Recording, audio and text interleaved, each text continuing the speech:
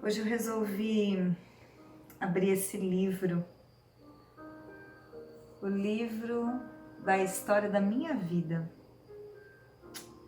E é tão interessante pensar nisso, né?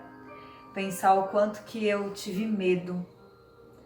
Eu tive medo e o quanto que esse medo me carregou até desde criança até adolescente, jovem, até a fase adulta. E tudo começou por uma percepção distorcida de falta de amor dos meus pais. Eu, como filha única, minha mãe super executora, ativa, meu pai também nas suas atividades de trabalho, e eu me sentia só, me sentia que a cada momento que eu queria falar com eles eu não conseguia, eles não davam o retorno que o meu coração de criança queria. E às vezes a comunicação não era da forma que eu queria, né? Talvez uma comunicação mais forte, um pouquinho mais de energia corporal, inclusive. Mas essa percepção de falta de amor, isso acontece comigo e com muitas outras crianças, né?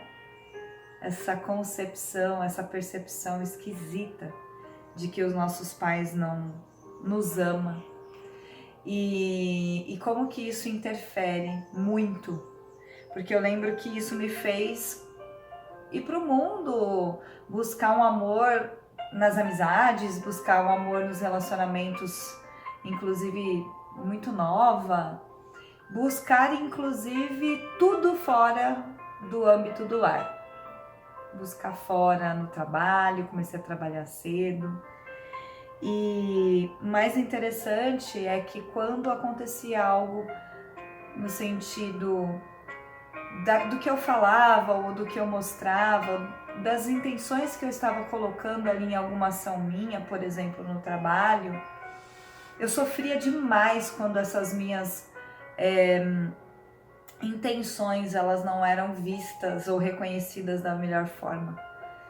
E isso me magoava demais, não era nem mágoa, era dor mesmo, eu chorava e me trazia emoções como tristeza, como muita raiva, muita raiva. Isso percebendo o quanto que o julgamento era muito forte para mim, a questão de ser julgada, de ser comparada, ou de não perceberem o que eu realmente queria fazer ou o que eu estava tentando fazer. E isso me levou por muito tempo, inclusive, com um grande medo de fracasso, principalmente no trabalho. Aí eu me lembro muito, né, que aí algumas pessoas em específico, pares, colegas de trabalho, até mesmo líderes, era como se eu criasse ali uma imagem daquelas pessoas. E sempre que eu estava com elas ou ia apresentar alguma coisa, os atos falhos falavam na frente e alguma coisa esquisita acontecia. Era muito interessante. E depois só fazia eu sofrer mais e chorar mais. E isso foi me gerando um sentimento muito grande de ansiedade, né? A ansiedade de não conseguir me focar no tempo presente, apenas inconscientemente tentando buscar o passado, onde as percepções de dores iniciaram, em casa com pai e mãe, e futuro, com medo do que vinha depois, né? Essa ansiedade era muito medo do que ia acontecer.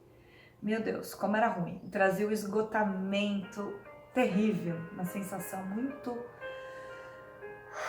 Só de lembrar, né? Nosso cérebro não faz a distinção de tempo. E eu me lembro o quanto que aquilo era agoniante, era um sentimento de agonia mesmo. E eu tive muitas decepções nesse longo desse caminho, pensando aqui na história da minha vida, né? porque eu colocava muita expectativa nas coisas que estavam fora de mim, nas pessoas que estavam fora de mim. Era como se a salvação toda estivesse fora de mim. Por exemplo, nos relacionamentos amorosos, por exemplo, no trabalho, né, numa boa entrega, no reconhecimento, no reconhecimento por um líder, por uma líder. E também de chegar em casa quando alguma coisa maravilhosa tinha acontecido e querer compartilhar e querer passar, mas ainda assim a história ainda se repetia. O quanto que a gente não tem essa percepção de que os nossos pais, eles só podem entregar o suficiente, né, que eles têm para entregar. E realmente foi isso. Isso foi anos e anos vivendo desse sentimento estranho. De cansaço, de esgotamento, de ansiedade, de falta, de um buraco, vamos falar assim. Era como se tivesse um buraco dentro de mim, que por mais que eu tentasse preencher com o que estava fora de mim, eu não conseguia. Era muito difícil. E ao mesmo tempo, essa luta, essa busca para fora, obviamente me fez aprender muitas coisas, aprender no sentido de conhecer muitas pessoas diferentes, de conhecer empresas, em conhecer tantas coisas, mas ao mesmo tempo tudo aquilo que vinha era mais ou menos assim, o buraco era tão grande que ele escapava, deixava ir embora. E isso me fez realmente ter muito medo, muito medo. Principais medos eram o medo do julgamento, o medo da comparação e o medo do fracasso.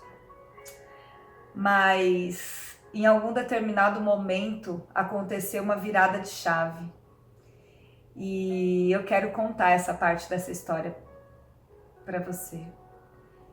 Então no próximo vídeo eu quero contar esse capítulo da virada de chave. Como é que foi tudo isso para mim?